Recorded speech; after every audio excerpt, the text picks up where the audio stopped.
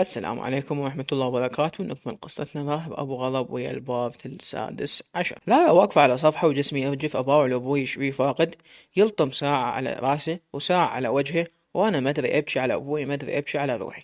محمد هده على راهب، بس واحد من الضباط صار قدامه والثاني لزمه. متى اتقهر من أشوف أخوي أول مرة يفرفح يريد يجر راهب، لأن الابتسامة باستهزاء تفتز المقابل. راهب هان جلال متفاجئ.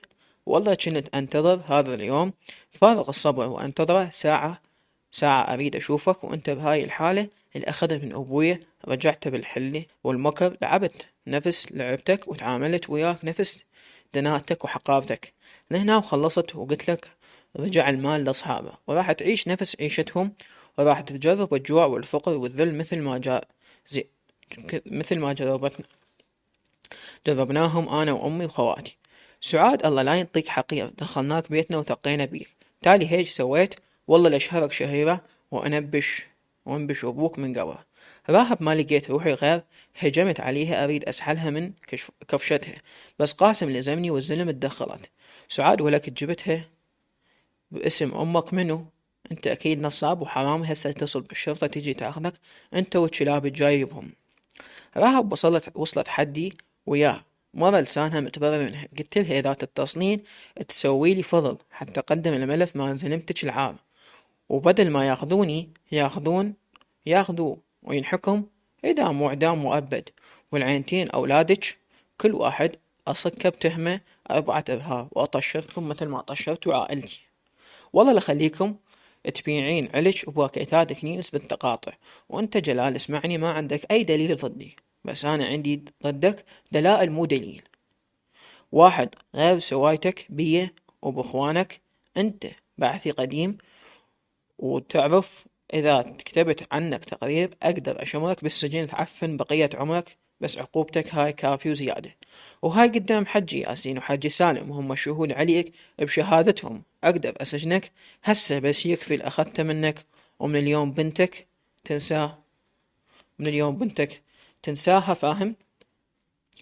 قسما بذات الله اذا حاولت توصل الها ارجع واكمل شغل وياك، وساعتها اقرا على روحك الفاتحة أنفيك أنت وأولادك على بكرة أبيكم. كبدت العيطة، قبت العيطة بالبيت والاسمها سعاد تعد وتوصف. انتبهت عليها قاعدة بالزاوية وترجف وتهدي بصوت ما مسموع. ردت أشيلها أخذها وأطلع، بس ما ردت تنهار أكثر. التفتت لأبوها وأمها بعد ما طلعوا الشهود والضباط، ومرتضى طلع وياهم، بقى بس قاسم. أمها ما سكتت بعلى بالعة مسجل تلعلع بعلو صوتها تقول دلالة مثل رجلها. قلت لها إذا ما سكتين أذبهم إلك اثنينهم بالتوقيف، أحسن إلك سدي حلقك وسمعيني زين. بنتك بس اليوم تبقى يمك، وباكر أجي آخذها من الصبح ألقاك محضرتها.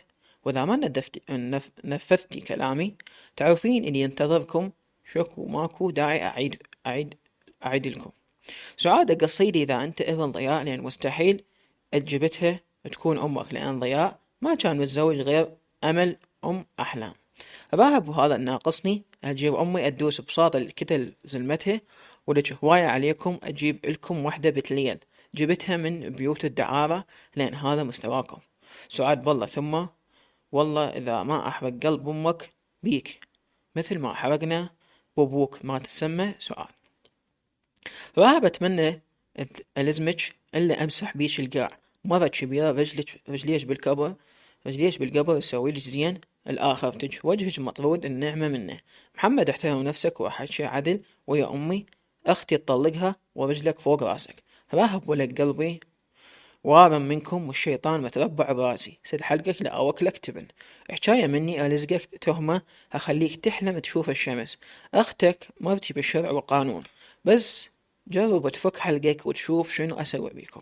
رجعت التفتت لأمها مثل ما وصيتكم، الصبح أجي أدق هون مرة واحدة تطلع لي بنتك، واللي ما يصير خير فاهمة.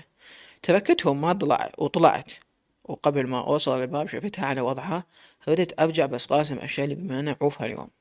طلعت وأنا ناري تريد تزيد بصدري ولا نقص. قاسم إن شاء الله تكون ارتاحت. راهب اسكت ما ناقصك. قاسم ما كاسف خاطر غير المسكينة اللي وقعت بيها بسبب انتقامك من أبوها. راهب قاسم عمي سكتنا دخيل ربك، حرقت الأخضر واليابس بنارك. راهب كان قاسم هو اللي يسوق، قلت له وصلني لبيتي، وكنت أقصد اللي اشتريته من جلال. وصلني وراح، دخلت وأحس راسي يريد ينفجر، صرت أكسر بكل شي قدامي. مو أخذت ثاري، مو رجعت فلوس أبوي، مو دمرته هو وعائلته. كان ليش ما إجا أرتاح؟ أبرر المكان أحسه قدامي، جاي أسمع صوت بجيها بإذني يدوي. قعدت وعيوني مغوشة ما أشوف بيهن. اتصلت بقاسم يرجع لأن خشمي ينزف شوية، وإجا رحنا للمستوصف، ما خليته ياخذني المستشفى. قست ضغطي صاعد كلش، انطوني حبة مدرر وعلاج وطلعت. قلت له أخذني البيت. سعدي يا قاسم، ولك صدق تحكي كذب بهذا وضعك؟ شو تسوي رايح؟ راهب قاسم تاخذني لو أروح وحدي؟ قاسم يا طلابل ما تخلص عمي، أخذك أمري لله. راهب وصلنا البيت سعدية روحي شايطة، متأكد غزل ورا السالفة. شافتني وجهها انخطف لونه، وبدون مقدمات سحلتها، بس ما قدرت أبرد قلبي بيها لأن سعدية جرتها من إيدي. وقاسم وقف قدامي يمنعني أضربها، ولو حصلت مني كم ضربة، بس بعدني ما ردها. غزل أنت ما تحبها، شكو متشلب بها. راهب وأنت شكو هل حبيتيها ولا ما حبيتها؟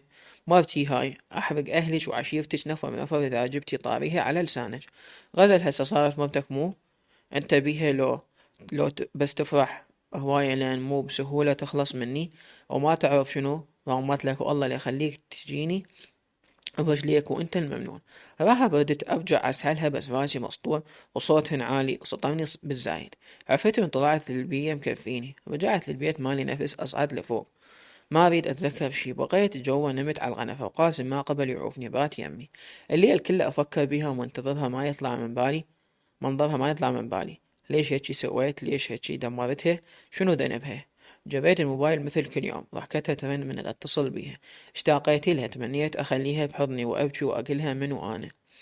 هذا منو انا، بس الدنيا وقسوتها وصلتني لهالشي. لا طول ما كانت الهوسة وصياح الزلم وصوت أمي العالي وأبوي اللي أشوفه قاعد يفرك بصدره، عارفه ما يتحمل عنده ذبحة. حسيت بروحي انحاريت على ساعة تخبل. أنا بصدري فظيع، عبالك نار تعسب بين ضلوعي. لزمت المكان أفرك بصدري، دخيلك ربي. قعدت بالقاع ما أعرف شو أحكي، مثل تحت تأثير البنج، لساني يحكي بس ما أعرف شنو يحكي. لحد ما صرت ما أسمع، بس أشوف وأبارع بعيوني. راحة وأنا على قعدتي، وأمي ما منتبهت لي أصلا. يمكن حرقها على قلبها على الفلوس اللي خسرناهن أكثر من حرق قلبها على أبوي وعلى حالته. حسيت ايد حضنتني، شميت عطره، هذا ابوي. اي ابوي. صرت اناشق بحضنه بصوت عالي وارجف. جلال كله مني، انا السبب بدماركم انا. سعاد خسرنا يا جلال، خسرنا كل شي. لابا ابوي انتفض ونهض من مكانه، جر امي من شعرها، واول مرة اشوفه يضربها بحرق يبعده، بس هو فاقد. جلال كله منك ولك، انتي السبب. زنيتي باذني ليل نهار، كان ما صار اللي صار. كرهتيني بروحي، خليتيني اكره اخوي، دمرتيني ودمرتي الكل انتي. ولش اقتلك واقتل روحي واخلص. حتى اولادنا دمرناهم بسببنا، بسبب الطمع راحوا الضحية اعمالنا. لارا تركها وقعد يبكي، ومحمد واقف على صفحة يبكي بدون صوت، وأمي تمسح بحلقها يجري دم، ورغم الضرب ما سكتت، بقت تحكي. سعاد فوق ما تشكرني، خليتك زلمة تحكي وتمشي ويا الوادم، سويت براسك حظ تالي تضربني. جلال حظ براس منو؟ براس اخوي ولج.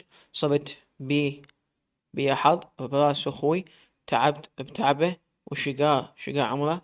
لا ما حسينا غير وقع بنص، ولا يحرك ايد ولا رجل. امي ولكن هذا ابوي بيتها دللها ابد ما دنت يمه. وانا ومحمد اول ما ركضنا له، حالته مو احسن من حالتي مو احسن من حالته. احس داخل بحرب على اعصاب على ساعة تنهار قواي وتنهار اعصابي. بقيت لازمة ايده وهو مغمض ويتمم بصوت ناصي، بريلي الذمة يا ابويه. لابا نسيت كل شي وجريت وحبت، بس بحالة بابا محمد شاله، وانا ركضت وياه فتح لي باب السيارة. حتى ما انتبهت على روحي وأنا بعدني بالجبة، ومنظري وحالتي يصعب على الكافر. صعدت بالورا وخليت راسه بحضني وأفرك بصدره، ومحمد يمشي بس بين السما والقاع. ما صدقنا نوصل للمستشفى. محمد خطية ما قدر ينتظر بين ما يجيبون صدره، فتح الباب ورجع شاله ويركض بي، دخله للطوارئ. أنا رجلي غدت خيوط، صدمة من ورا صدمة. قعدت لين ما أقدر أخطي حتى خطوة وحدة. يمي نسوان أسمعهن يقولن خطية شوف الصاير بيها، والثانية تسألها هذا رجلها لو أبوها. التفتت إلها قلت لها خالة هذا بابا، بروح شهيد كربلاء ادعيلي الله يستجاب دعوة الغريب.